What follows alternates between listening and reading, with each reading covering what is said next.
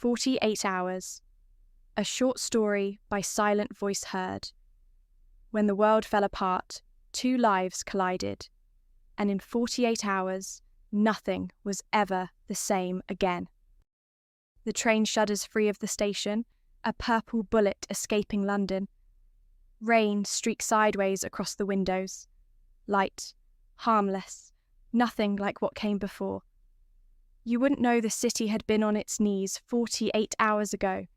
The sky fractured, trees torn up like weeds, glass scattering the streets like dice. You wouldn't know I'd met him. I curl my fingers around the cufflink in my pocket. It's heavy, colder than it should be, as if it knows I'm not supposed to have it. I should feel relief, heading home, safe, away from the chaos. My life has been flattened in 48 hours, like one of those oaks that blocked every road out of London. But that's not what makes my chest hurt. What hurts is him, William Hale. Rude, arrogant, rich, the kind of man you want to roll your eyes at and kiss in the same breath. And somehow, in the middle of the storm of all storms, he became the only person I couldn't imagine walking away from. Except I did. I watched him standing on the platform as the whistle blew, his expression unreadable. I stepped onto the train because what else could I do? I don't have a job. I don't have a plan. I don't have him. The carriage jolts. Outside, the city blurs. 48 hours ago, everything was normal. I caught the morning train to London like I always do. Coffee and flask, new shoes pinching, head full of deadlines. I thought the hardest thing about my day would be convincing Martha that our client's shade of teal didn't clash with their logo. I thought wrong. By the time I got to the office, my hair was frizzing from the drizzle, and Martha had already hijacked my desk. "You're late," she said, in that sing-song way of hers.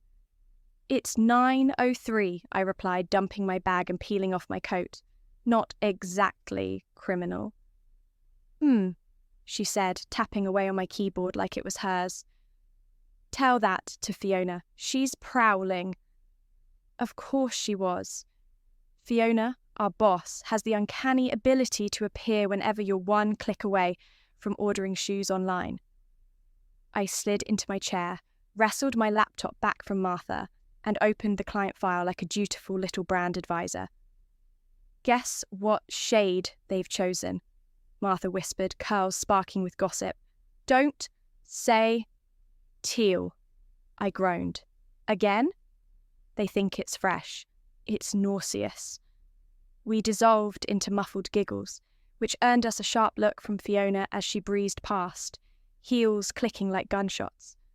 I straightened in my chair, pretended to be fascinated by a bar graph, and told myself, like I did every day. Work was fine. London was fine. My life was fine. Around 11, I caught myself staring out the window. Our office overlooked the Thames, usually a calm postcard view to remind you you're part of something bigger, not some grey cubicle farm. But the river didn't look calm, it looked swollen, churning, whipped by a wind that rattled the glass. "Looks rough out there," I murmured. Martha peered over my shoulder. "It's the UK. Give it an hour, it'll clear." It didn't. By lunchtime, the drizzle had thickened into sheets. Phones buzzed with weather alerts. Severe wind warning, travel disruption expected. Fiona gathered us in the boardroom to declare, with her usual brand of forced calm, that the afternoon client pitch was still on. Because, obviously, brand strategy waits for no man. Not even a gale force one. "Storms pass," Fiona said crisply, as if she had personally scheduled it to be over by 3. "Clients don't," Martha muttered under her breath. "Neither does teal," and nearly made me snort my water. The afternoon crawled. Lights flickered once, twice, each time making everyone glance nervously at the ceiling. I watched the spinning wheel of death as my laptop ground to a halt, the Wi-Fi clearly giving up the ghost. My phone showed 0 signal bars. At 3, I braved a dash to the cafe on the corner, only to find the street turned into a wind tunnel, bins toppling, scaffolding clanging like swords. I went back inside, drenched, my coffee sacrificed somewhere between here and the curb. By 4, Fiona conceded defeat. The clients had not made it in, and everyone was staring at blank screens with beaten looks. Everyone, go home before transport shuts down. I had just reached the lobby when the first alarm went off. A low, droning siren. Water was gushing through the revolving doors, surging across the tiles, frothing over polished marble. I was about to drag Martha further back when a ripple of movement cut through the chaos, someone pushing forward against the tide, and that's when I saw him. Tall, dark coat, expensive everything, shoving past people as though they were scenery. His hair was damp, his jaw set, his eyes sharp. Move, he barked at a woman in front of him, not even sparing her a glance. My mouth fell open. Who talks like that in real life? Arrogant, rude, handsome in a way that should be illegal. William Hale. Though, of course, I didn't know his name yet. Only that he looked like trouble, and I had just decided would avoid him. Water surged across the marble floor, fast enough to knock over a chair. Security was shouting, people scrambling back, heels slipping, coats dragging. My first instinct was to grab Martha's arm and drag her out of the tide's path. My second instinct was to glare at him. The man in the dark coat strode forward anyway, ignoring the guards, ignoring the rising water. His shoes had to be ruined already, but he didn't even flinch. "Are you deaf?" one of the security guys yelled. "Shaiwa, back inside." William turned his head slowly, like a king being inconvenienced. "I need to be elsewhere." I couldn't help it. I barked a laugh. "Elsewhere?" In case you haven't noticed, Noah's Ark is boarding any minute now. His eyes snapped to me. They were the kind of blue that made you forget your own name for a second, but I held my ground. "I have work to do," he said flatly. "And we don't," I shot back. Martha tugged my sleeve. "Amy, maybe don't." But he'd already stalked closer, the water rippling around his ankles. He leaned just enough to drop his voice so only I could hear. "Some of us have responsibilities." I raised my brows. "Congratulations. Some of us have common sense." Another crash echoed outside, something heavy, metallic, skidding down the street. Everyone flinched. A tree branch slammed against the glass doors, with a thud that made the whole lobby vibrate. Someone screamed. Suddenly the overhead lights flickered, then cut out altogether. We were left in the dim glow of emergency strips along the floor, the air thick with panic. We heard security barking out orders. "Everyone to the boardroom. It's above ground level." People surged toward the stairwell. The nearest guard to me shouted again, "Everyone to the boardroom." I move. The stairwell door was only feet away, safety or as close as we'd get. Martha's hand slipped from mine in the crush, and for half a second I thought I'd lost her. I lunged forward to follow, but she was gone in the crowd. Instead, I was left standing next to this man. I inwardly sighed and waded toward the stairwell, my shoes squelching with each step. The boardroom, remember? Where are the sensible people going? I heard him curse under his breath, something sharp and expensive sounding, but I didn't look back. The stairwell was a crush of bodies, everyone pushing upward in barely controlled panic. I squeezed between a woman clutching a laptop bag and a security guard shouting instructions nobody was following. The concrete walls echoed with voices, footsteps, the scrape of wet shoes on stairs. By the time I reached the boardroom, I was breathless, and my blouse was clinging uncomfortably to my back. The scene inside made me stop short. The boardroom table had been tipped to give more space to the people filing in. Someone had dragged in crates of bottled water from God knows where. Every chair was occupied by damp, shivering people, and more sat cross-legged on the floor or leaned against the walls. The air was thick with a cocktail of perfume, wet wool, and that particular sharp scent of collective nerves. I was still taking it all in when I felt a familiar presence behind me. William appeared at my shoulder like a storm cloud, water dripping from his hair, his expensive coat darkened with rain. He didn't say a word, but there was something in his posture, rigid, controlled, that suggested he wasn't pleased. Without asking, he placed a hand on the small of my back and guided me through the crush, as if he owned the place, which, given his attitude, he probably thought he did. "Excuse us," he said crisply to a huddle of interns blocking our path, not really waiting for them to move before he was already steering me around them. His touch was firm, proprietary, and I should have shrugged him off. I should have. Instead, I found myself letting him carve a path through the chaos, my skin burning where his hand rested against my spine, even though the damp fabric of my blouse.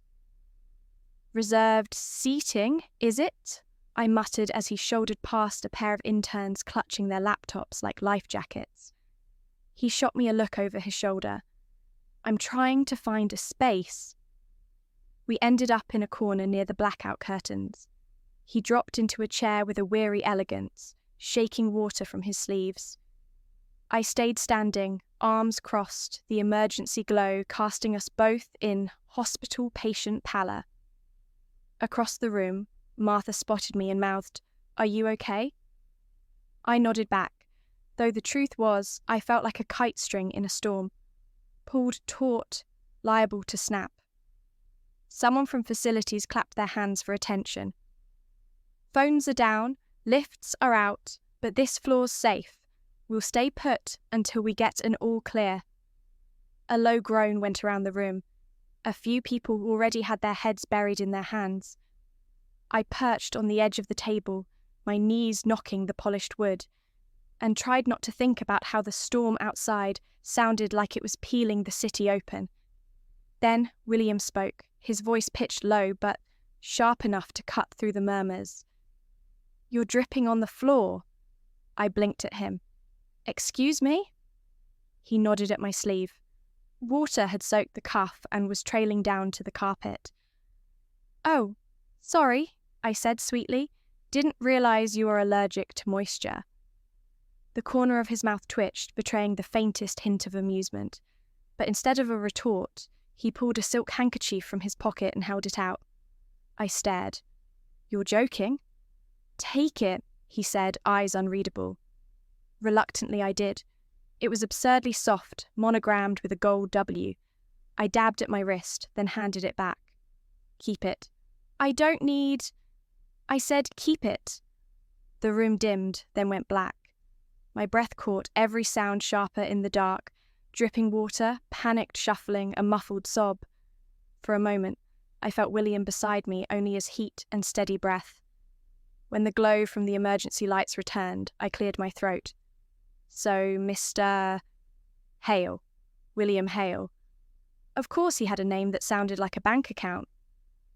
"Amy," I said shortly.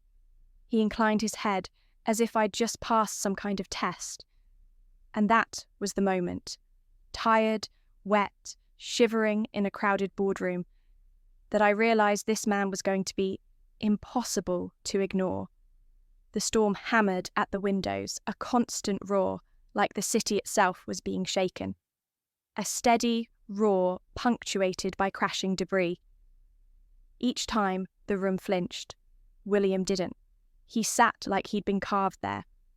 "So," I said, mostly to fill the silence between us, "do you always bulldoze strangers in lobbies, or was today special?" His gaze slid to me, sharp and assessing. "Do you always offer commentary when you know nothing about the situation?" "Situation?" I scoffed. "We were waist deep in floodwater." That almost smirk tugged at his mouth again. He didn't give me the satisfaction of a laugh, but his eyes, God, those eyes, softened for a heartbeat before the mask slid back in place. Across the room, Martha caught my eye and raised her brows in a "Who is that?" kind of way. I shook my head quickly. "Don't even start." William leaned back in his chair, arms folded. "You're not afraid?" "Excuse me?" Everyone else here is pale, shaking, waiting for someone to tell them what to do. "You're steady?" His gaze flicked over me, not in the sleazy way men sometimes look, but in that unnerving way that makes you feel seen. "Useful? Useful?" I repeated, bristling. "What am I? A Swiss Army knife?" "Better than deadweight," he said simply. I opened my mouth, closed it, then gestured vaguely at his designer shoes. Yes, well, useful doesn't usually come in suede loafers. That got him. His lips curved, slow and reluctant, into something that might almost be a smile. For a second, the room felt warmer. But then the lights flickered again, plunging us into darkness. Someone whimpered. I felt a shift beside me, the brush of his shoulder, the faintest catch of his breath, and then the glow returned, faint but steady. William's expression was unreadable once more, his voice quiet. "This won't hold." The words settled like a stone in my stomach. I wanted to snap back, to tell him not to be such a pessimist. But the truth was, I believed him. The storm had become a presence of its own, growling outside, clawing at the glass, daring the building to hold. I just managed to coax myself into nibbling half a granola bar when it happened. A crack like the world splitting in two, thunder so violent it seemed to shake the building's bones. Lightning followed, a blinding white flash that turned the boardroom into a photographic negative for one searing second. In that frozen moment, I saw every face painted in stark terror, every shadow carved deep. Then, the windows on the far side of the boardroom exploded inward. Glass rained like knives. My ears rang with the sound of it. Then the roar of wind and sleet followed, cold and merciless, as a massive tree limb punched through the frame, dragging rain and leaves with it. Screams erupted. People scrambled from their chairs, tripping over one another in blind panic. I turned just in time to see William standing too close to the impact, caught in the spray of glass and splintered wood. He raised an arm too late. The branch clipped him hard, sent him stumbling sideways. "William!" I shoved through the crowd, my shoes skidding on wet carpet. He was down on one knee, clutching his arm, blood slicking through his sleeve. For a second, his face stayed composed, as if he refused to acknowledge pain in front of an audience. But when his eyes met mine, I saw it, the raw shock under the armour. "Up," I said firmly, ducking under his shoulder. "We've got to move." "I'm fine," he muttered, though his weight sagged against me. "Fine is bleeding all over my jacket," I snapped. He gave a pained huff of laughter, but let me haul him upright. Together, we staggered into the across the room, the panic tide sweeping around us. An emergency marshal shouted for everyone to move to the stairwell, and I aimed us that way, William's steps uneven beside mine. The stairwell door slammed, muting the chaos to a damp, dusty murmur of huddled voices. I steered him to a patch of wall, lowering him carefully to sit. His jaw was clenched, his good hand white-knuckled on his knee. "Let me see," I said, kneeling beside him. "It's nothing." "You're bleeding," I countered. He hesitated. At last, he shrugged out of the dark wall, wincing as the movement tugged at his arm. Underneath, his white shirt clung to him, streaked with rain and stained through with blood. But the sleeve was a mess, torn, sodden, impossible to roll up properly. Through the ruined cotton, I caught glimpses of angry red cuts, some shallow, some still glittering with shards of glass. I eased him down against the wall, my own legs trembling almost as much as his. For a heartbeat, I froze, staring at the blood seeping steadily through expensive fabric. Then instinct cut through panic. "This needs to come off too," I said, tugging at his cuff. "Amy? Don't be precious about it." I grabbed the tear that was already there and ripped, the cotton giving way with a satisfying snarl. The sleeve came apart in pieces, falling limp in my hands. His cufflink clattered free, landing cold against my palm. I slipped it into my pocket without thinking, the small weight pressing there like a secret. And then I saw him properly. For a moment, I forgot to breathe. His forearm was corded with muscle, the kind built from use rather than gym mirrors. A pale scar curved along his wrist, old and mysterious. His skin was warm despite the chill, his pulse beating hard beneath it. "Finished staring?" he asked quietly, but without mockery. His voice had gone rough, frayed at the edges. Heat rushed to my cheeks. "Just assessing the damage," I managed, though we both knew it wasn't entirely true. My stomach lurched at the sight of his wounds, but my hand stayed steady. Tiny shards of glass sparkled cruelly in the deepest cut. I leaned closer, fingers deft despite the shake in my breath, and plucked each fragment free, one by one. He didn't flinch, though I saw the muscle in his jaw twitch. "Hold still."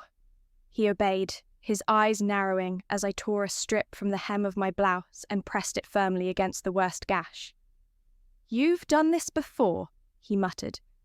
"Please," I deadpanned. "Every girl grows up practicing field surgery in the Midlands." That earned me another low laugh, more breath than sound. His shoulders eased slightly as I worked, dabbing carefully, fingers brushing his skin. Somewhere above us, the storm howled. But here, in the dim stairwell, it was just me and him. His breath rough, his blood warm, his eyes fixed on mine like I was the only anchor he had left. I pressed the makeshift bandage tighter against his arm. William didn't flinch, didn't even hiss, just sat there, spine against the concrete wall, jaw locked as though the act of showing pain would kill him faster than the blood loss. "Stubborn idiot," I muttered, his mouth twitched. "I've been called worse. By people who know you better, I'm sure." I looked at the bandage already soaked dark red against his arm, trying to ignore how warm his skin felt beneath my palms. But it was impossible not to notice the way his bicep flexed when he shifted position, how his chest rose and fell with each controlled breath. Even injured, even soaked and bloodied, he radiated a kind of contained power that made my pulse skip. "You're shaking," he observed, his voice gentler than I'd heard it. I was. My hands trembled slightly as I worked, though whether from adrenaline or his proximity I couldn't say. "Shock," I said briskly, not meeting his eyes. "Perfectly normal response. Is that what this is?" His free hand came up, fingers brushing mine where they pressed against his arm. The contact sent heat shooting up my spine. "Normal?" I finally looked at him. His eyes were dark in the dim stairwell light, fixed on my face with an intensity that made breathing difficult. "Something like that," I whispered. "Hold this." He obeyed, pressing his own hand over the cloth while I rifled through my bag. Not much to work with. Pens, receipts, a squashed cereal bar. No first aid kit. I dug deeper. My fingers closed around the little sewing kit I kept for emergencies, usually involving fallen hems, not lacerated arms. When I pulled it out, his brows lifted. "You're not serious. Unless you want to bleed out and ruin your fancy coat, yes, hold still." His gaze flicked to the needle, then back to me. "You've done this before?" "On fabric," I said briskly, threading it with shaking hands. "You're basically tougher fabric. Comforting." I knelt closer, trying not to notice how broad his shoulders looked in the dim light, how his cologne still clung faintly despite the storm. Spice, leather, something expensive. My breath caught, but I forced my focus back to the gash. "This is going to hurt." He gave a humorless chuckle. "Do your worst." The needle bit into his skin. He inhaled sharply, a quiet sound that betrayed more than he wanted it to. His eyes didn't leave mine, though. Not once. It was unnerving, holding his gaze while I stitched as though The two of us were bound in some unspoken challenge neither wanted to lose. "You're steady," he said after a moment, voice low. "Surgeon in the family?" I kept my hands moving, though the question pinched something inside me. I wanted to be a doctor once. Couldn't afford medical school. His brows drew together, a faint surprise that gave way to something else. Respect, sharper and heavier than before. His voice was different when he spoke again. "Then you would have been a damn good one." Heat pricked the back of my neck. I tied the last knot and leaned back, exhaling. "There, amateur surgery complete. 10 out of 10 bedside manner, obviously." He looked down at his arm, then back at me. "You saved me," I snorted. "Don't get dramatic. I just kept you from staining the stairwell." But he shook his head, the seriousness in his expression disarming me. Most people would have walked away. "Well," I said, tucking the kit back into my bag. "Lucky for you, I'm not most people." The air shifted between us. A flicker of warmth, something almost vulnerable in his eyes. Then his gaze caught on my hand. "You're bleeding." I frowned, following his look. My knuckles were raw, one nail torn where I'd braced against the railing earlier. I hadn't even noticed. "It's nothing." William reached, carefully taking my hand, despite the stiffness in his own arm. "Let me." "Seriously, you're hurt. And so are you." His tone brooked no argument. He pulled a clean handkerchief from his pocket and, with surprising gentleness, wrapped it around my knuckles. His thumb brushed once against the edge of the cloth before he let go. "There. Now we're even." Something tugged low in my chest, unexpected and unwelcome. I opened my mouth, unsure what I meant to say. The stairwell door banged open, rattling against the wall. A voice rang out, too loud for the tense hush that had settled. "Well, this is a bloody circus." The drawl said it all. Smooth, careless, full of the kind of money that never has to worry about consequences. The man descended the steps like he was making an entrance at his own party, coat immaculate despite the chaos, hair perfectly dishevelled in that artfully careless way that probably took 20 minutes to achieve. He surveyed the huddled groups with barely concealed amusement, as if we were all performing for his entertainment. Then his gaze landed on us. "Will," he said, tone light as champagne bubbles, "trust you to find the only decent real estate in this disaster zone." William went rigid beside me, his jaw turning to granite. "Max." The single word carried a warning that Max either didn't catch or didn't care about. His eyes flicked to me, then to William's arm. A grin tugged at his mouth. "Ah, war wound already. Shame I missed it. I was busy rescuing my coat from a puddle." I stared at him. "People are hurt and you're worried about your coat?" He turned those calculating eyes on me. Cashmere, bespoke, practically a work of art. He tilted his head, studying me like I was a mildly interesting specimen. "And you are?" "Amy," I said shortly, not bothering to hide my irritation. William, to his credit, simply said, voice low and even, "Max, sit down." Max ignored him, crouching just enough to eye the crude stitches on William's arm. "Who did this?" "I did," I said. He let out a soft laugh, the kind that wasn't kind at all. "How charming. Hale's personal Florence Nightingale." His eyes raked over me, lazy and dismissive. "Not exactly your usual type, Will." I bristled, heat climbing my neck. William's hand flexed where it rested on his knee. "Max." William's voice was deadly quiet. Then he added, low enough it felt like it was meant for me more than for Max, "She's nothing like anyone I've met before. That's the point." The silence that followed said more than Max's smirk ever could. But Max was clearly enjoying himself too much to stop. He perched on a step above us, making himself comfortable. "Oh, come now. Just making conversation. After all..." He gestured vaguely at the chaos around us. We might be trapped here all night. Best to get acquainted. He leaned back against the wall opposite, folding his arms perfectly at ease, while the storm howled outside and people whispered nervously in the shadows. The storm refused to let up. Hours bled into night, the stairwell settling into an uneasy camp. Every few minutes, a fresh howl of wind rattled the emergency doors and sent collective shivers through the crowd. I sat wedged on the narrow concrete step between William and the metal railing, the cold seeping through my skirt. He'd gone pale.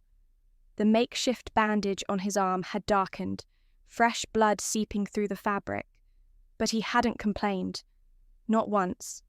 His head was tipped back against the wall, eyes closed, jaw locked in that stubborn way that suggested pain he refused to acknowledge. "Hey," I whispered, nudging his shoulder gently. "Stay with me." His lashes fluttered, dark crescents against those sharp cheekbones. When he looked down at me, his eyes were slightly unfocused. "Still here. You don't look it." A ghost of his earlier smirk. "I'm fine."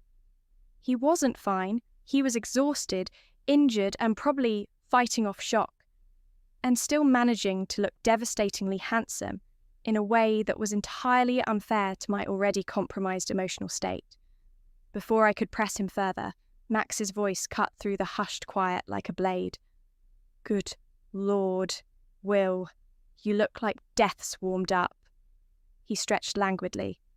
"She botched the field surgery?"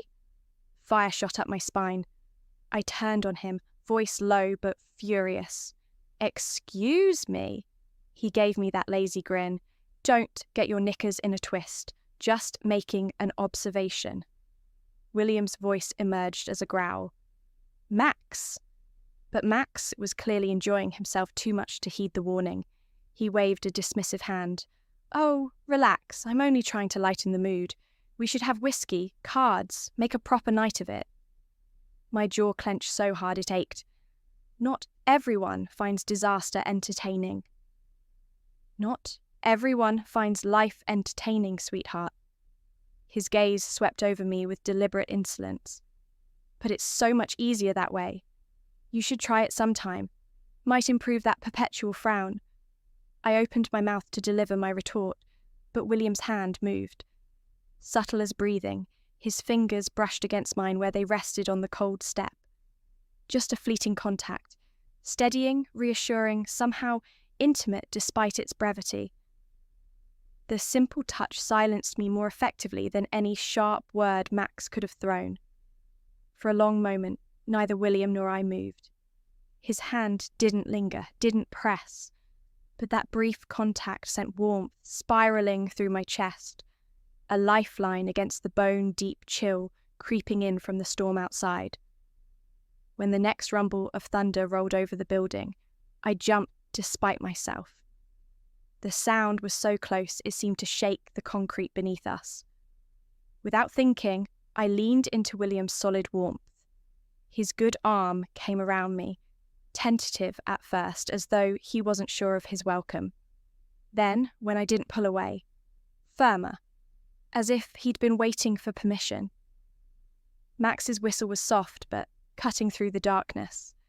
Wow, that didn't take long. I stiffened, started to pull back, but William's arm tightened slightly around me. When he looked at Max, his expression was arctic. "Say another word," William said quietly, "and I'll forget we've been friends since preschool." Max raised both hands in mock surrender, but his grin never wavered. "Touchy, touchy." He didn't press further, though. Even Max apparently had limits. Amy, are you up there?" The voice cut through the stairwell's hushed atmosphere like a knife. I jerked upright, William's arm falling away as I leaned over the metal railing. "Martha!" She emerged from the shadows below, weaving through the scattered groups of people like a ghost. Her usually pristine curls hung in sodden ropes around her face, her jacket torn at the shoulder. Mud streaked her trousers. "The water's rising," she called up, her voice cracking with exhaustion and fear.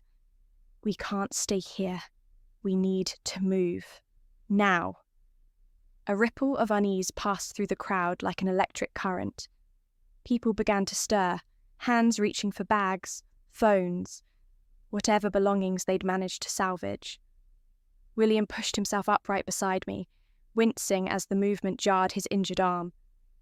Despite his pallor, his voice carried absolute authority. "She's right. Everyone up.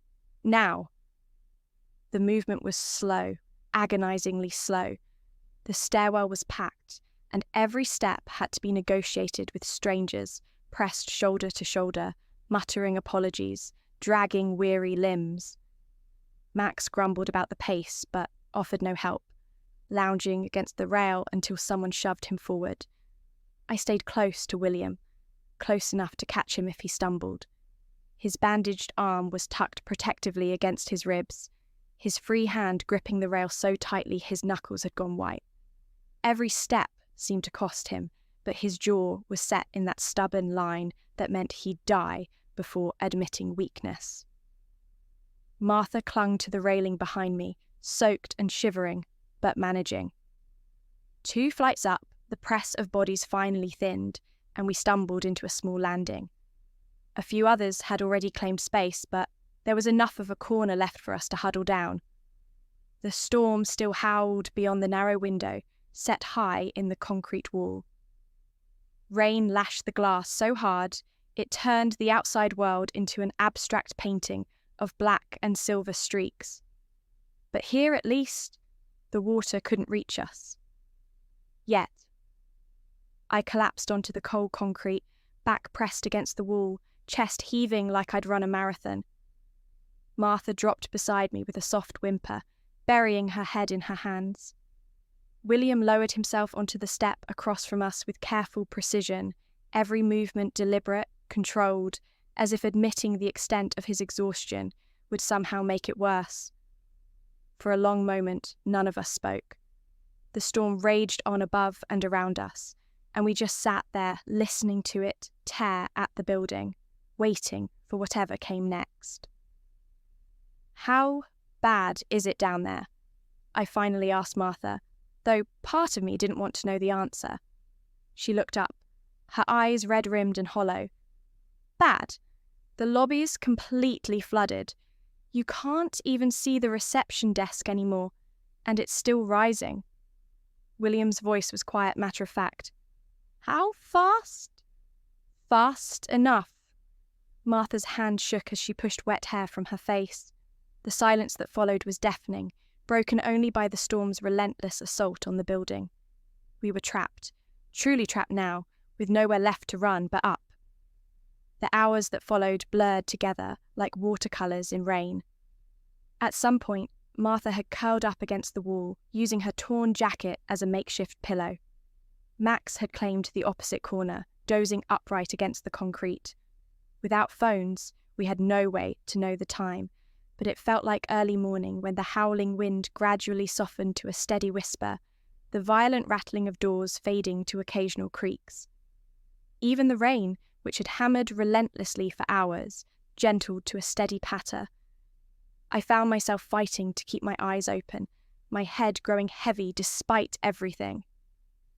William sat beside me on the narrow step, his back against the wall, injured arm cradled carefully. He'd grown quieter as the night wore on, the pain and exhaustion finally taking their toll. "You should sleep," he murmured, his voice rough with fatigue. "So should you," I whispered back, but my eyelids were already drooping. "Someone should keep watch." "What?" The waters stopped rising. Martha checked an hour ago. He was quiet for a moment, then I felt him shift beside me. "Come here," he said softly. Before I could protest or even fully process what he meant, his good arm came around me, drawing me against his side. My head found the curve of his shoulder as if it belonged there, and despite every rational thought telling me this was a terrible idea, I let myself sink into his warmth. "Just for a few minutes," I mumbled against his shirt. His chest rumbled with quiet laughter. Of course. The last thing I remembered was the steady rhythm of his breathing, the storm finally surrendering to exhausted silence, and the surprising comfort of being held by a man I'd known for less than a day, but who somehow felt like the only safe harbour in the chaos. I surfaced slowly, my dreams dissolving into a quiet so unnatural. For a heartbeat, I thought it had all been a nightmare. The flood, the stairwell, the sound of glass shattering. Then, the ache in my neck, the cold concrete under me, and the gentle drip of water somewhere below, and the occasional soft cough from someone further down the stairwell. I blinked blearily, my mind slowly catching up to my body. My cheek was pressed against something warm and solid. William's chest. His heartbeat thrummed steady and strong beneath my ear, and I could smell that expensive cologne clinging faintly to his shirt, despite everything we'd been through. Heat flooded my face. How long had I been draped over him like this? And why hadn't he moved me? Before I could extract myself and salvage what remained of my dignity, I felt his gaze like a physical weight. I looked up to find him watching me, those impossibly blue eyes alert, despite the obvious exhaustion etched in the lines around them. How long have I... My voice emerged as a croak. I cleared my throat, tried again. How long have I been asleep? His lips curved in something that was almost a smile. Tired, soft around the edges, utterly unlike the sharp smirks he'd worn in the lobby. A few hours? You needed it. I started to push up, embarrassment making me clumsy, but his arm tightened slightly around me. Not possessive exactly, but as though he wasn't quite ready to let me go. The storm stopped about an hour ago, he said simply. I studied his face in the pale morning light, filtering through the high window. The harsh fluorescence had finally given out sometime during the night, leaving us in this softer, gentler illumination. And in it, I could see something different in his expression. The William Hale who had bulldozed through the lobby, who had snapped and bristled and commanded, he was still there, would always be there. But right now, with his guard lowered by exhaustion and intimacy, I glimpsed something else, something vulnerable, something real, and it was dangerously attractive. I should have moved away then, put proper distance between us. Around the stairwell, people were beginning to stir. Martha still curled against the far wall, Max somehow managing to look aristocratic even while sleeping sitting up.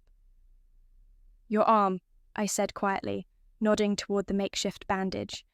In the gentle light, I could see it was still holding, though darkened with old blood. Still attached. He flexed it slightly, grimaced, but didn't pull away from me. Thanks to you. I just stopped the bleeding. Basic first aid. You stayed, he said, and something in his voice made my breath catch. When you could have walked away, when anyone sensible would have walked away, you stayed. That's not basic anything. The words settled between us, heavy with meaning I wasn't sure I was ready to examine. My chest felt tight, my pulse doing something complicated and dangerous. I didn't know how to respond. Didn't trust my voice not to give away too much, so I didn't say anything. I just let the silence stretch, let myself exist in this moment. His warmth solid against me, his heartbeat steady beneath my palm, the storm finally quiet, but something new and reckless stirring to life in its place. I eased away from William at last.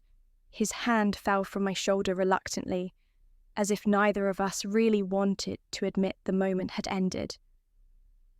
I'm going to look outside, I whispered, nodding to the stairwell door. We should see what's out there. I'm coming with you, he slowly pulling himself up, his movement waking Max, who looked annoyed to be woken. To my side, Martha rubbed her eyes blearily, muttering about coffee. When I pushed the door open, the light hit like a slap. Too sharp, too clean after the stairwell's dark. Dust hung in the air, settling over abandoned desks and toppled chairs. For a moment, none of us moved, blinking as though we'd stepped onto another planet. I drifted forward in a kind of trance, feet carrying me past rows of silent workstations toward the broken windows. The air that met us was thick, heavy, unnervingly still. And the city didn't look like the city. Floodwater lapped at the building's threshold, brown and choked with debris, shredded paper, an abandoned shoe, the skeleton of a ruined umbrella. Across the road, a bus lay half submerged, tipped at an angle, its windows fractured like eggshells. But it was the trees that stole my breath. They'd been ripped from the ground, roots clawing up chunks of pavement, their branches sprawled across roads and cars like broken giants. One had collapsed across the entire road, its trunk splintered wood jutting like jagged teeth. God, Martha whispered, clutching her jacket tighter. It's like a war zone. The silence was the worst part. No traffic, no usual buzz of London life, just the occasional drip of water, the distant creak of something settling under strain. William's jaw taut, eyes scanning the wreckage with the kind of focus I'd begun to recognise in him, calculating, weighing, preparing. Even with his arm bandaged and his shirt torn, he carried himself like someone ready to take control. "Roads are blocked," he said, almost to himself. "No cars are moving through here anytime soon." "How will we get out?" I asked quickly, desperate for something, anything that hinted at normality. His gaze flicked to me, softer for just a moment. "We'll find out. Probably have to wait a while. Emergency services are going to be swamped." For the first time since stepping out, I realised his hand had brushed against mine, almost unconsciously, steadying me as if he knew my knees had gone weak. I didn't pull away. Then came the sound, low and mechanical, cutting through the stillness. A boat. It churned slowly along the street. An orange and grey emergency vessel with two men in high visibility standing at its bow. A megaphone crackled to life. "Remain where you are. Do not attempt to leave buildings. Emergency crews are clearing routes. Stay inside until further notice." The boat passed, the voice fading with it, but the order lingered like a weight pressing down on all of us. There was nothing to do but wait. We looked around the office. People from the stairwells had begun to fill out. The space was dim but dry, desks scattered with abandoned paperwork, monitors dark and lifeless. People settled into corners, claiming chairs or stretches of carpet. Martha sank heavily into an office chair and spun halfway round to face the window, muttering under her breath. I followed William to the glass wall that overlooked the street. The city lay spread beneath us, unrecognisable under water. For a while, we didn't speak. We just watched. And slowly, so slowly, I thought I was imagining it, the water began to sink. First an inch, then another. A curb re-emerged, slick with mud. The edge of a painted crossing peeked through the brown surface. "Look," I whispered, "it's going down." Beside me, William nodded once, his expression unreadable. But when I turned, I caught it. The faintest crack in his facade. Relief. Hours passed like that, quiet, unreal. People drifted into uneasy sleep, but I couldn't. My mind replayed the previous day on a loop. The storm, the crash, the blood on William's sleeve, the strange gravity that seemed to draw us together despite everything. The world outside was broken. By mid-afternoon, the hum of engines returned. Not the slow churn of the rescue boat this time. Something heavier, sharper. Those of us near the narrow window pressed closer, straining to see. Olive green military trucks pushed through the street below, their massive tyres sending dark waves across the receding floodwater. Soldiers in waterproofs moved with practiced efficiency, their radios crackling with coordinates and orders. Relief swept through our makeshift camp like wildfire. People sat up straighter, grabbed their belongings, hope flickering back to life after hours of numbness. Within minutes, boots thundered up the stairwell. The landing door burst open, and 2 soldiers appeared. Young, professional, rifles secured across their backs. "All right, folks," one called, voice clipped businesslike. "We're evacuating floor by floor. People with injuries first." My eyes met William's across our small corner. His face was grey with exhaustion, that expensive shirt now torn and blood-stained. I could see how carefully he held his injured arm, the way pain tightened the corners of his mouth despite his attempts to hide it. The makeshift bandage I'd tied hours ago was dark with dried blood. "Yes," I said before I could second-guess myself, pointing directly at him. "His arm. It's deep. He's lost blood." William's glare could have frozen the Thames. "I'm fine." The soldier strode over, eyes narrowing as he caught sight of the stained fabric at William's elbow. "Sir, you need treatment. You come first." "We go together," William said, his voice taking on that commanding edge I recognized from the lobby. But there was something else underneath it, something that sounded almost desperate. The soldier shook his head. "Medical priority goes first. Others follow in the next transport." I saw William's jaw clench, saw the way his good hand flexed. For a split second, I thought he might refuse treatment entirely rather than leave me behind. Then his fingers found mine, a quick, hidden touch that sent electricity up my arm. "She's my wife," he said clearly, his voice carrying across the landing. The words dropped into the silence like a stone into deep water. My heart jolted. "Wife?" The soldiers exchanged a glance, clearly unwilling to waste time sorting through family politics in the middle of a disaster. "Sir, we can't take everyone." "We haven't announced it yet," William continued, his voice dropping just enough to seem confidential while still carrying to the soldier's ears. His eyes dropping to my stomach. I felt my cheeks burn. The lie was audacious, completely outrageous, and I found myself nodding slightly as if confirming it. The solider nods. "Fine," he replies briskly. "Both of you. Move." William's hand closed around mine properly then, warm and sure despite everything. As he guided me toward the door, I caught his profile, that familiar, arrogant tilt of his chin, but something softer underneath. Something that looked almost like relief. My pulse hammered against my ribs as we followed the soldiers down the stairwell. His wife. Pregnant. The word echoed through me, impossible to shake, even as soldiers ushered us into the wreckage of a city that didn't look like home anymore. But William's hand in mine felt like the only solid thing in a world turned upside down. The soldiers hustled us down the stairwell, the air heavy with damp concrete and the sour tang of floodwater. Our boots splashed in shallow puddles that hadn't yet drained, each step echoing with urgency. Then the doors opened, the smell hitting my sense first. Mud, diesel, and a metallic tang that hit the back of my throat. The lobby that had been a river just hours ago was now chaos. Mud and debris everywhere. Overturned chairs, sodden paperwork plastered against walls. The street was a wasteland. Cars half submerged and abandoned at odd angles. Fallen trees sprawled across pavements, their roots torn from the ground like broken teeth. Windows were smashed, shop fronts gutted, whole corners of buildings torn away as if by some massive claw.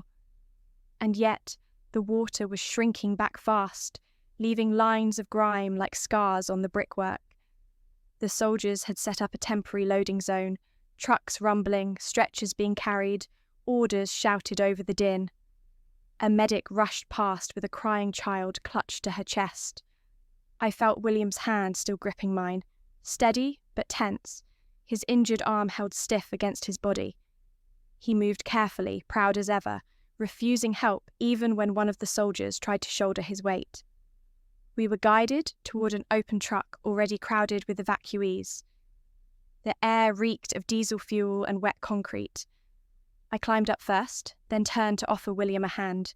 He ignored it, hauling himself in with a jaw-tight grimace. But I saw the tremor in his fingers when he settled beside me on the metal bench. Engines roared. The truck lurched into motion, splashing through retreating floodwater. London unfolded before us, unrecognizable.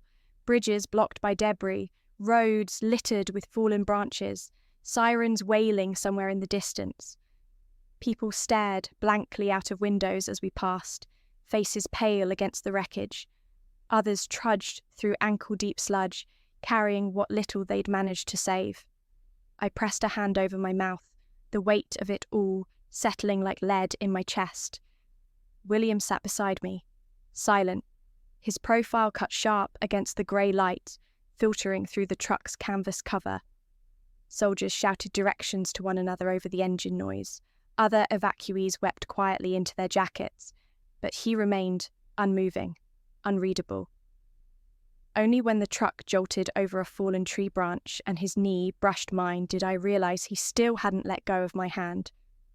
For a while, we said nothing. The engine's growl, the hiss of rain, the muffled sobs, those were the only sounds. I should have been exhausted, but instead, a strange awareness hummed beneath my skin. "Tell me something," William said suddenly, voice pitched low enough that only I could hear. I turned, startled. "Like what?" "Anything. A truth, small or otherwise." His mouth quirked, but the look in his eyes wasn't at ease. It was almost tentative. I hesitated, then offered the first thing that came. "Favourite memory, catching fireflies in my grandmother's garden. I pretended they were lanterns guiding me somewhere better." Something softened in his expression. "That's oddly poetic." He shifted, tightening his grip on my hand. "Mine's simpler. Summer in the country before boarding school. My brother and I racing horses until we collapsed in the fields. I can still smell the grass when I think about it." The intimacy of the picture startled me. I swallowed. "Okay, your turn. Biggest fear?" He exhaled, eyes fixed on the rippling canvas above us. "Disappointing people. My father, mostly, everyone else after him. It's exhausting." The confession was so quiet, I almost wondered if I'd misheard. My throat tightened. "Mine's being forgotten, like I never mattered at all." His gaze flicked to me sharply, as if that thought unsettled him more than the chaos outside. "Impossible," he said, and it sounded less like comfort and more like certainty. I looked away before the heat in my chest betrayed me.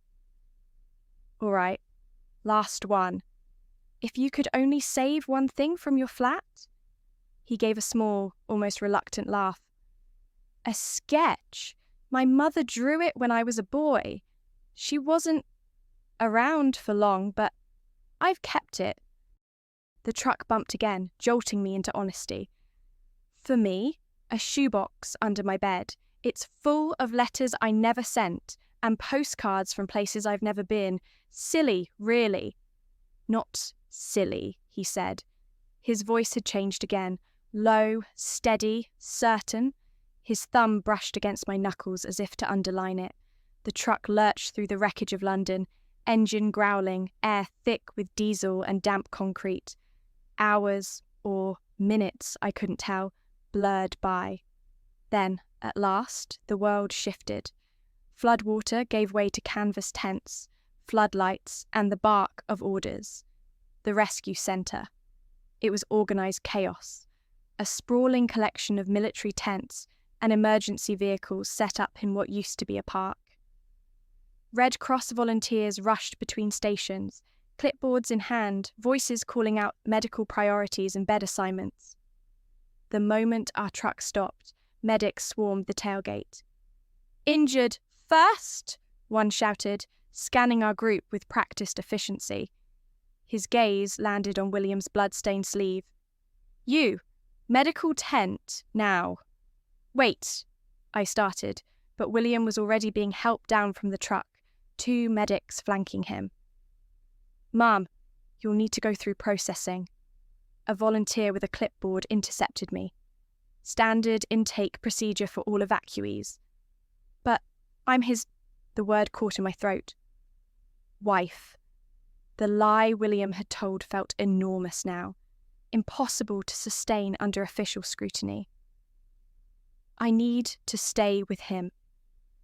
Family members go through registration first, then you can visit medical.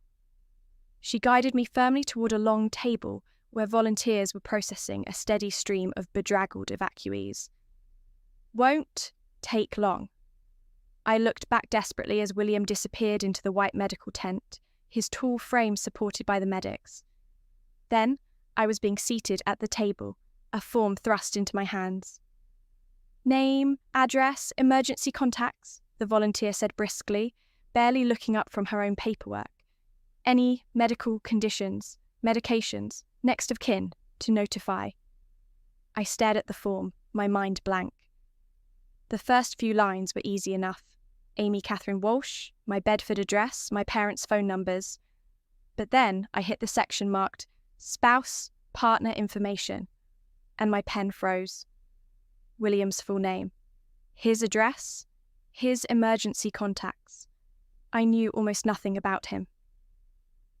Take your time, love, the volunteer said, noticing my hesitation.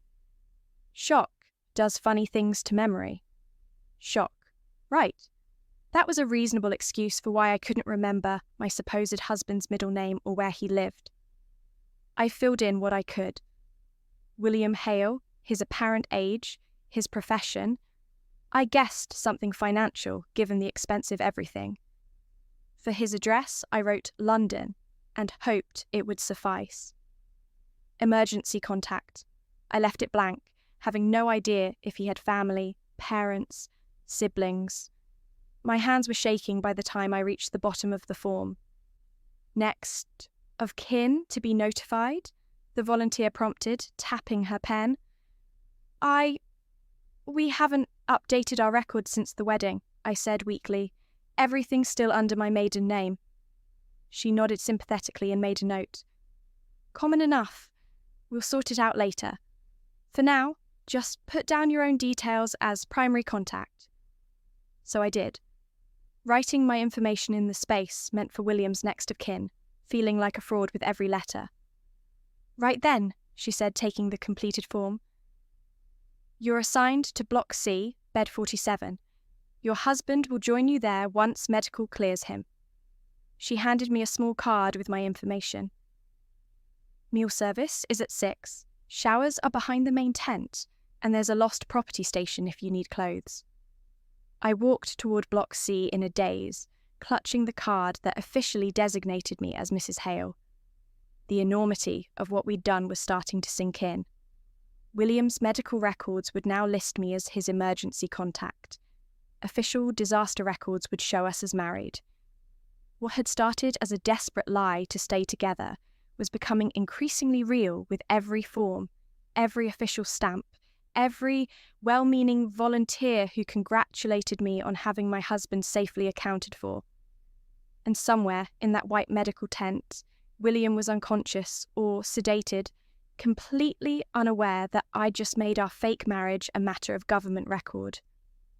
The camp buzzed like a hive that had lost its queen.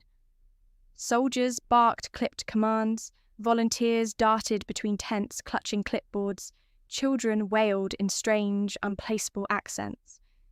The air reeked of diesel, wet canvas, and the metallic tang of too many bodies packed too close. I clutched the little intake card with Mrs. Hale stamped in the corner, the edges damp from my hand. The ink bled slightly where I'd smudged it with my thumb, as if even the paper knew I had no right to the name. The white flap of the medical tent snapped in the wind. Each time it opened, I caught shards of a world I couldn't enter. The steel legs of a gurney, a medic in green scrubs bent low, a muffled groan. But never him. Never William. The longer he stayed inside, the tighter my chest coiled. I told myself I wasn't pacing, but my boots kept tracing the same stretch of muddy ground, a pathetic orbit around a canvas sun. Around me, evacuees clung to one another, children pressed into parents' shoulders, couples huddled under donated blankets, friends whispering promises they weren't sure they could keep. In 24 hours, I'd lost a job, a home, and maybe even a city. But the one thing I wasn't ready to lose, the one thing I couldn't, was him. And so I stood, card damp in my fist, the word wife burning a brand into my palm, praying for the moment the canvas flap would part and he would walk out whole. Or at least walking. The flap finally parted, and there he was. William Hale, bandaged and stitched, his arm bound tight, his ruined shirt replaced with something bland and military issue. He looked worse for wear, pale, unshaven, hair damp with sweat. But he was walking, upright, stubborn as ever. Something inside me unclenched so fast it hurt. I hadn't realised how tightly I'd been holding myself until the sight of him knocked the air from my lungs. His eyes swept the camp with that hawk-like focus that made everyone else blur into scenery, until they landed on me. For a heartbeat, relief flickered naked across his face, startling in its honesty. Then, the mask slid back into place, cool and contained. "You stayed," he said, voice low, like he'd half expected me to vanish. I forced a smile, though my throat felt tight. "Well, someone had to make sure you didn't bully the doctors." One corner of his mouth twitched. "I tried." "Of course you did." A medic strode past, clipboard in hand, and called briskly, "Mrs. Hale, your husband needs rest." The words landed like a slap. Heat scorched my cheeks, and for one wild second I expected William to correct her, to laugh, to shake his head. But he didn't. He didn't even flinch. He just looked at me steadily, those unblinking blue eyes daring me to deny it. And I didn't. I couldn't. The shelter tent was dim, lantern light throwing restless shadows across the canvas walls.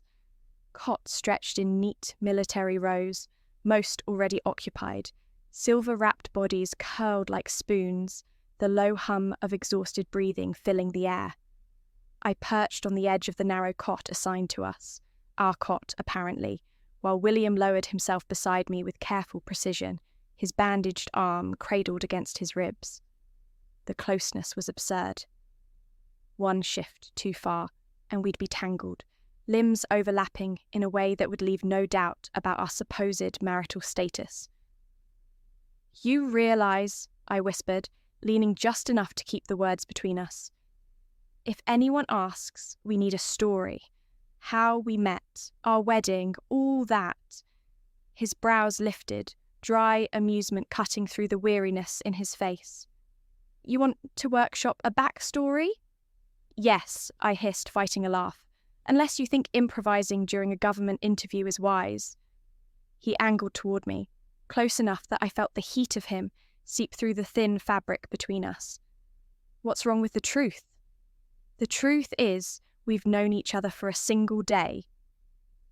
His gaze held mine, steady, unflinching.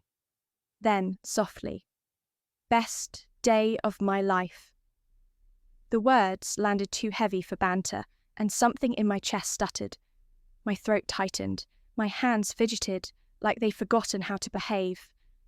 I looked down quickly, staring at my fingers as if they might explain what had just shifted between us, why my pulse was tripping over itself, why a single sentence could feel like the start of something dangerous. Before I could untangle a single thought, a shadow fell across us. "Excuse me?" A woman stood at the end of our cot, a foil blanket clutched tight around her shoulders. She looked about my mum's age, eyes hollowed out by exhaustion, but still sharp with curiosity. "They said they're recording names for the block roster. You're the Hales, yes?" My stomach lurched. William didn't flinch. "Yes," he said smoothly, like he'd been answering to it all his life. "William and Amy Hale." The woman's gaze softened. "Newlyweds?" I opened my mouth, panic buzzing in my chest. But William got there first. 6 months. 4, I blurted at the same time. Her brows lifted. William glanced sideways at me, something wicked glinting in his eyes. Feels longer. My skin burned like I'd swallowed the lantern light. Because marriage with you is so easy, I shot back, trying to sound playful, instead of like I wanted the ground to swallow me. To my shock, the woman gave a weary little laugh. Don't worry, love. My husband and I fought all through our honeymoon. 30 years later, I still can't get him to put the kettle on without a row. She patted my arm with unexpected gentleness before moving on, her footsteps vanishing into the murmur of the tent. Silence fell between us again, heavier now, thicker. William leaned back against the cot's frame, his profile cut sharp in the lantern glow. You're terrible at lying, he murmured. You're terrible at giving me warning, I snapped back, though my pulse still hadn't slowed. His mouth curved, the faintest ghost of a smile. We'll work on it. Silence stretched, the kind that hums. His hand rested on the cot between us. Slowly, deliberately, his fingers brushed mine. The faintest touch, but it sent a shiver up my spine. I looked up, and his gaze was already on me. Steady, intent. He leaned in, not arrogantly, not with that usual edge of command, gently, like he was giving me time to stop him. My heart thudded, my lips parted. I flinched as the tent flap snapped open. A medic stepped in, clipboard in hand, expression brisk. Mr. and Mrs. Hale?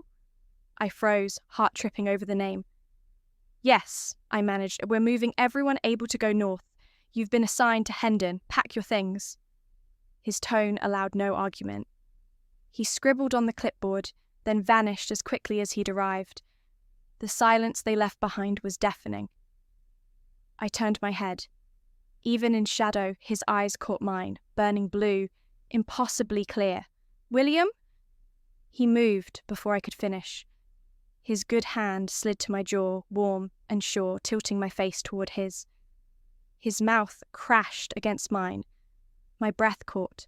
My hand clenched in his shirt, dragging him closer. No space left, no air, just him. All the restraint, all the armor he'd worn since the moment I met him, broke apart in that single collision. His lips moved against mine like he'd been starving for this, like he'd held himself back until he couldn't anymore. I made a sound, half gasp, half surrender, and pressed closer, my fingers twisting in the thin fabric of his shirt, pulling him against me with a hunger that left me breathless. The world shrank to this, the heat of his body burning through every point of contact, the rough scrape of stubble against my throat, the way his lips claimed mine with a desperate urgency that made my knees weak.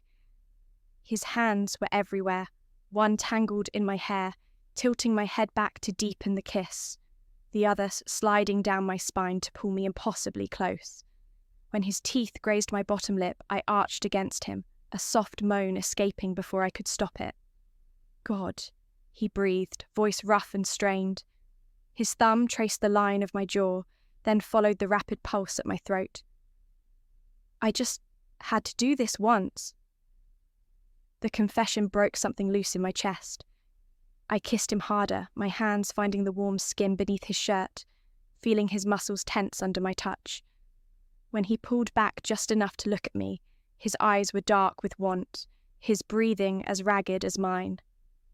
Once, he whispered again, but his hands betrayed him, mapping the curve of my waist like he was memorizing every inch. Once isn't enough, I whispered back, and kissed him again before reason could interfere. Thinking was impossible when William Hale kissed me like the world might end all over again, like I was the only thing keeping him anchored to earth. We had nothing to pack. Our old lives had been swept away by the flood, our coats still damp, shoes still caked with dried mud. When the soldier barked, "Convoy's ready," William just helped me to my feet, his injured arm cradled against his ribs, and we stepped into the cold. The yard outside was a blur of motion. Families clutching bags, soldiers shouting, engines coughing into life. People were herded into different trucks by alphabetical lists and medical priorities, the neat military system trying to impose order on chaos. I searched every face, strangers, soldiers, children clinging to mother's coats, searching for Martha's familiar curls, even Max's irritating grin. Nothing. "They're not here," I said, panic creeping into my voice. "I can't see them. What if—" William's hand closed around mine, firm, grounding. "They'll be on the next convoy. Don't panic.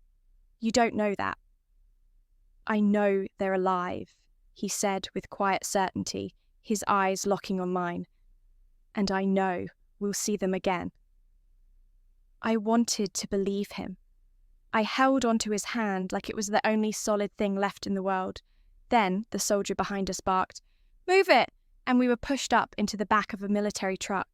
The canvas sides rattled in the wind as the truck jolted forward, metal benches groaning under the weight of evacuees. The air was thick with diesel and damp wool. A sour edge of fear threaded through it. Someone coughed. A child whimpered once, then was hushed by a trembling hand. Radios crackled from the cab, clipped voices spitting orders we couldn't quite make out. London rolled past in fragments like a film spliced out of sequence.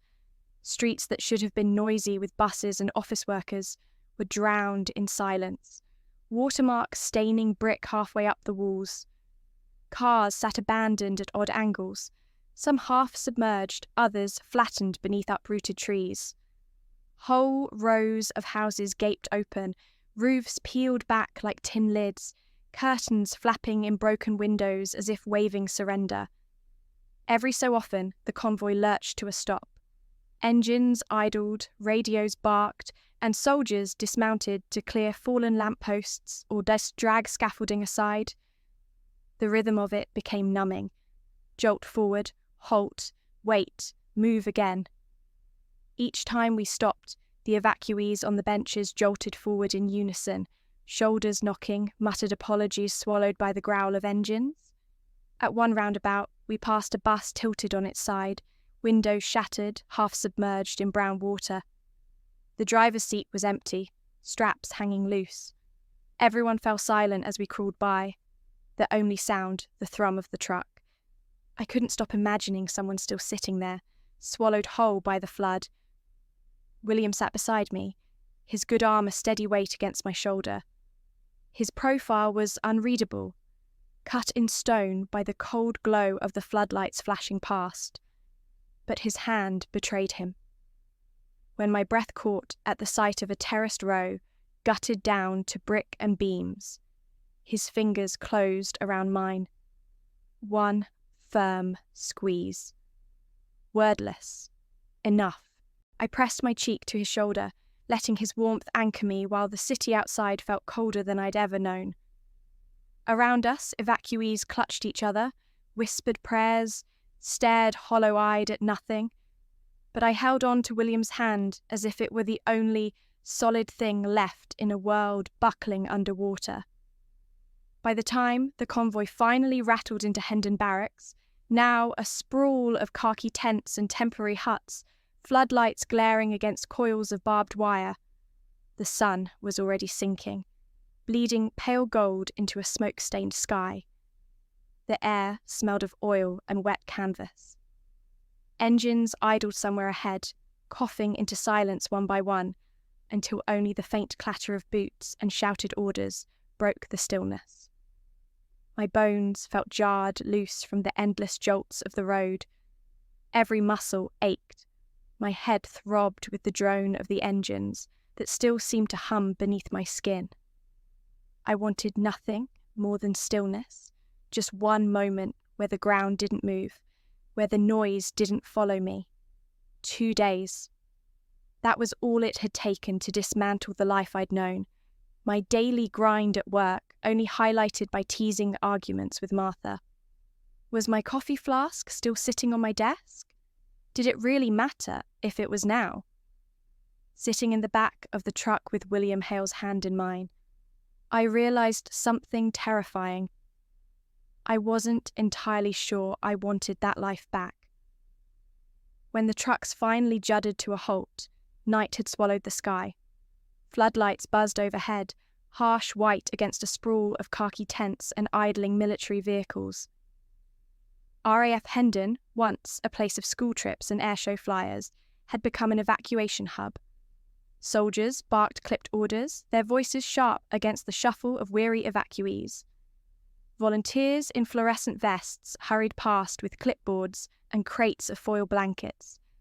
Somewhere nearby, an industrial urn ladled out soup, the smell of weak broth and instant coffee clinging to the damp air. As I stepped down from the truck, the cold hit me like a reprimand. Men moved through the dusk like shadows, faceless beneath helmets and heavy coats. Somewhere a wireless crackled. A woman's laugh, too sharp, too brief, cut through the air before vanishing altogether. We were marshalled down from the truck, stiff-legged and silent. Children cried into donated blankets. Parents clutched bags pitifully small for whole lives. A volunteer with a clipboard blocked our path. Names? Hale, William said smoothly, his grip tightening around my hand. William and Amy Hale. Heat rose in my cheeks. Married. Again. The lie slipped easily into the record, unnoticed, unchallenged. Hangar 1, the volunteer said. Inside, the transformation was stranger still. Where there should have been a gift shop, rows of RAF keychains and Spitfire mugs, cots lined the floor in military rows. The polished linoleum was already scuffed by boots and littered with empty paper cups. A Red Cross banner hung crooked where a rack of postcards used to be. This way, a young private called, clipboard in hand, his face as drawn as the rest of ours. Hales? Your sleeping area's over here? William's hand steadied me as we followed, his bandaged arm still tucked close to his chest. The hangar smelled of damp canvas and disinfectant, a far cry from the museum air freshener I half remembered from a childhood visit. Our cot was tucked into the corner of the old gift shop space, pressed close to another couple wrapped tight in their foil blankets. Lantern light pulled weakly against the high ceiling, throwing long shadows across the walls, where posters of vintage aircraft still clung. It was surreal, familiar and alien at once. A place meant for history lessons and souvenirs had become a refuge for the displaced. And as I stood there, surrounded by the hum of quiet despair, I couldn't shake the feeling that nothing, absolutely nothing, would ever return to the way it was. William settled on the edge of the cot, his bandaged arm stiff at his side. The lantern light caught on the curve of his jaw, making him look more soldier than man for a moment. Controlled, contained, unreadable. I sat opposite, trying not to notice how natural it felt to belong together in this strange, makeshift world. This is getting real, I murmured, staring at the laminated card that labelled me as Mrs. Hale, E113. His mouth twitched just slightly. If it keeps us together? That word, together, caught somewhere deep in my chest. I turned the card over in my hands, tracing the cheap plastic edge. Why did you tell them that? That we were married? He looked at me, as if weighing the truth against something heavier. It made things easier. Easier. I let out a quiet, incredulous laugh. You could have left me behind.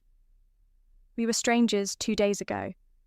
His good hand came to rest on his knee, fingers tapping once before stilling. Everyone needs a nursemaid, he said lightly. You've done a decent job keeping this arm attached. I stared at him, the flicker of humour in his eyes doing nothing to soften the sting. That's not it, I said, before I could stop myself. You know that's not why. He didn't answer. His gaze drifted to the floor, to the shadows stretching long across the concrete. The silence between us thickened, charged with everything unspoken. For a heartbeat, I wanted to press him, demand to know why he hadn't left when he'd had every reason to. But the look he gave me then, quiet, steady, almost unbearably kind, was enough to undo me. I turned away first, pretending to fuss with the blankets. "Well," I said, forcing lightness into my voice, "you'll need a better story next time." "I'm a terrible liar," he smiled faintly. "You did fine." And though I tried to ignore it, that warmth in his tone told me exactly what I didn't want to believe, that whatever bound us now wasn't just circumstance. Dinner was ladled into dented tin bowls, a thick, heavily spiced stew and dry bread. People ate in weary silence, the scrape of spoons and the occasional cough filling the cavernous hangar. William sat opposite me, his sleeve rolled back just enough for me to see the fresh bandage. The medics had cleaned and stitched him properly this time, but he still moved carefully, jaw tightening with every shift. I pushed my bread across the table. "You need it more than me." He arched a brow. "You think I'm so fragile I need charity. I think you're too stubborn to admit you're in pain." That earned me the faintest twitch of a smile. He tore the bread in half and slid a piece back to me. "Compromise, Mrs. Hale." The name should have burned. Instead, it warmed, settling somewhere deep. Later, back in our allocated spot, I stretched out on the narrow cot, staring at the ceiling, while William sat upright staring at nothing. But his space between felt unbearable. "William?" My voice was barely a whisper. "Hmm?" "Don't let me wake up tomorrow and regret not saying goodnight properly." For a moment he didn't move. Then the mattress dipped, and he was there, lowering himself beside me. His breath warmed my temple, his good hand finding mine beneath the blanket. "Good night, Amy," he murmured, his voice a low promise. I turned toward him, and the distance vanished. His lips brushed mine briefly. "Sleep," he whispered. At some point, exhaustion won. I dreamed of water creeping through city streets, only to wake to the thin grey of morning. Dawn seeped through the hangar in a pale, colourless smear. The air smelled of instant coffee. Foil blankets rustled as people stirred, voices low and hoarse from sleep. Then a soldier's voice cut through the murmur. "Transport lists! Evacuations begin at 1800 hours. Check your assignments." I sat up, clutching the thin blanket tighter. A clipboard made its way down the rows. Names rattled off, destinations assigned. When it reached me, the soldier barely paused. "Amy and William Hale, residence Bedford. You're in luck. The train lines have been cleared.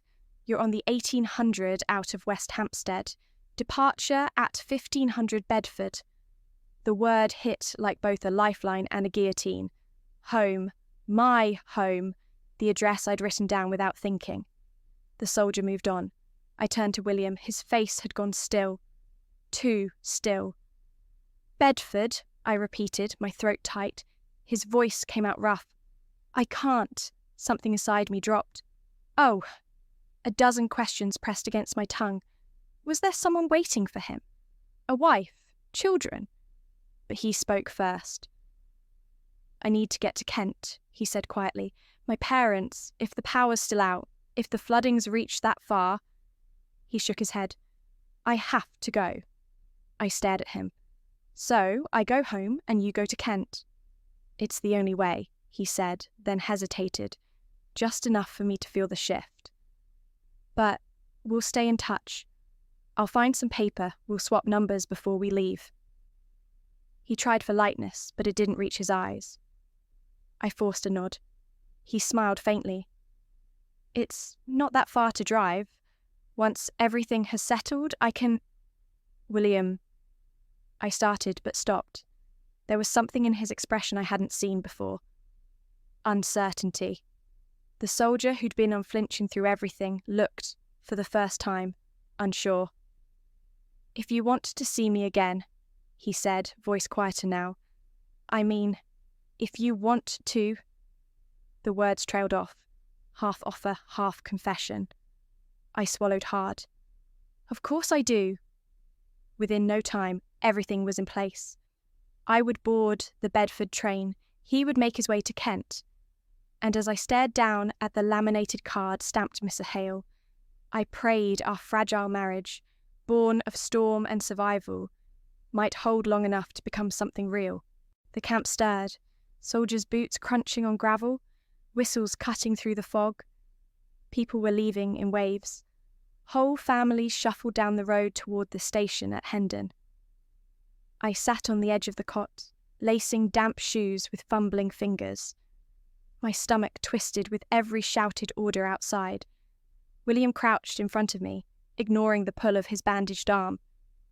He stilled my hands with his own. "Hey!" Look at me, I did. "We don't have much time," he said simply, "so we don't waste it." The kiss this time wasn't gentle. It was fierce, claiming, his hand cradling the back of my neck as though he could anchor me to him. My body answered before thought had a chance to interfere, my arms winding around him, pulling him closer. When we broke apart, both breathless, he rested his forehead against mine. "It's only for a while, then. We can really get to know each other," he whispered. I nodded, though my throat was too tight to speak. Outside, a soldier called for the Bedford line to assemble. The clock was running out. He fished something from his pocket, a worn field card and a stub of pencil. "Here," he said, scribbling quickly, "my number and my parents' address, in case signal's down." Before I could answer, he slipped the card into the breast pocket of the khaki jacket I'd been given at the hangar. His fingers brushed the fabric, lingering just a fraction too long. "Keep it close," he murmured. The coach smelled of damp wool and diesel, windows fogged from too many bodies crammed together. Families huddled in silence, clutching bags of salvaged clothes and paperwork like talismans. Children whimpered in their sleep, heads pressed to tired shoulders. William and I sat pressed close on the narrow seat, his good arm wrapped around mine, our fingers laced tight. We hadn't let go since Hendon. I wasn't sure I could. We spoke in whispers, the kind that lived in the small space between our mouths. He told me about Kent, about the old house his parents refused to leave, stubborn as the oak trees around it, the orchard that used to blossom white every spring. His voice softened when he spoke of them, and I saw the man beneath the armour. I told him about Bedford, the river walks, the way the bridge glowed in autumn light, the bookshelves I'd built out of second-hand crates in my flat. Mundane things, but he listened like they were treasure. Now and then, the coach jolted over rubble, making us sway closer, knees knocking. Each time, his grip tightened, wordless reassurance. I'm here. It should have taken 10 minutes. Instead, the journey crawled, every turn blocked, every road a snarl of wreckage. But I didn't care. For those stolen miles, it felt like we were the only two people in the world. The coach hissed to a halt outside West Hampstead Station. Now it was a fortress. Sandbags stacked waist-high, soldiers shouting orders, floodlights glaring over crowds funneling toward the waiting trains. As I stood, heat pooled beneath my coat. The bus was stifling, the air thick with breath and bodies. I slipped the khaki jacket from my shoulders and tied it around my waist. It was heavy with mud and the faint scent of his soap. We were herded off in waves. The platform smelled of smoke, wet stone, and too many bodies moving at once. Trains loomed in the shadows, their carriages already filling with evacuees. "Bedford line! This way!" a soldier bellowed. My chest tightened. "That's me." William's hand didn't loosen. "Amy!" But another voice barked, "Kent, convoy, this way!" He closed his eyes for half a second, then opened them, all steel and focus. His grip on me was desperate now, his thumb stroking my knuckles as though memorizing the feel. We moved with the tide of people until the Bedford carriage loomed in front of us. The soldier at the door checked tags briskly. Mrs. Hale, Bedford train. Bored, now I froze. My throat closed around the words. Not yet. Please, not yet. William pulled me into him, his good hand cupping my jaw, tilting my face up. And then he kissed me. Nothing restrained this time, nothing careful. It was urgent, consuming, the kind of kiss that seared itself into your bones so you'd still feel it when the person was long gone. I clung to him, fingers twisted in his coat, trying to burn the moment into memory. The roar of the station, the shouts of soldiers, the wail of children, it all fell away. There was only his mouth on mine, his breath, his heartbeat thundering against my chest. Find me, I whispered against his lips when we finally broke apart, breathless. His eyes blazed. Always! The soldier barked again. Now, miss! Hands tugged at my arm, pulling me toward the carriage. William let go slowly, fingers slipping from mine like thread unravelling. I climbed the metal step, turned back one last time. He stood on the platform, pale under the floodlights, his injured arm strapped tight against his chest, his shoulders set like a man going to war. Our eyes held until the train door slammed shut, and just like that, we were separated.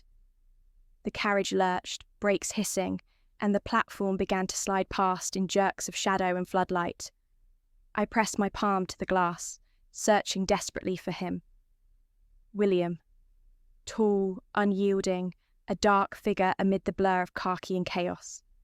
For a heartbeat, I caught his outline, his eyes on me, steady as the train began to move. Then the platform slipped away. He was gone. The noise inside the carriage rose. Babies crying, voices murmuring, someone praying under their breath.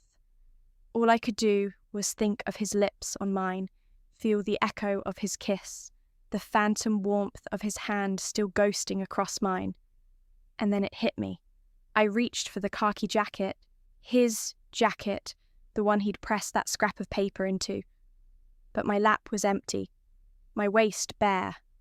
It must have slipped off on the bus, left behind in the crush of people and mud. My chest tightened painfully. The card was gone, his number, his address, everything, gone. And somewhere, miles behind me, so was he. My stomach dropped, a cold, hollow ache spreading through my chest. Why had I taken it off? We'd survived floods, storms, collapsing buildings. We'd kissed like it was the end of the world. And yet, with all that, I hadn't managed the simplest thing, to make sure we could find each other again. The train rattled faster, the station vanishing into the dark. I sat back hard against the seat, breath shaking, a sick certainty tightening in my gut. I didn't know if I'd ever see William Hale again. I pressed my forehead against the cold window, watching the countryside blur past. He had resources I couldn't even imagine. Connections, money, the kind of influence that could move mountains, or find one girl in Bedford. But would he want to? The time we'd had was fleeting, and full of crisis, motion, and borrowed moments.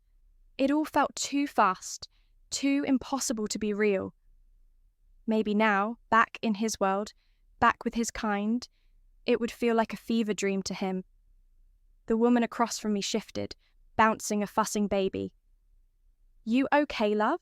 she asked kindly, and I realised I must look as lost as I felt. I nodded, not trusting my voice. "It'll work out," she said. "Just a bit of rain. We'll be complaining about the heat next week." I half smiled. I wanted to believe her.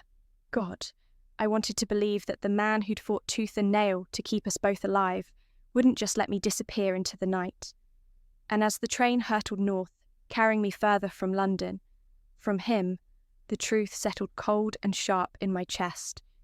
He had promised I'd find him, but I had nothing left to find him with.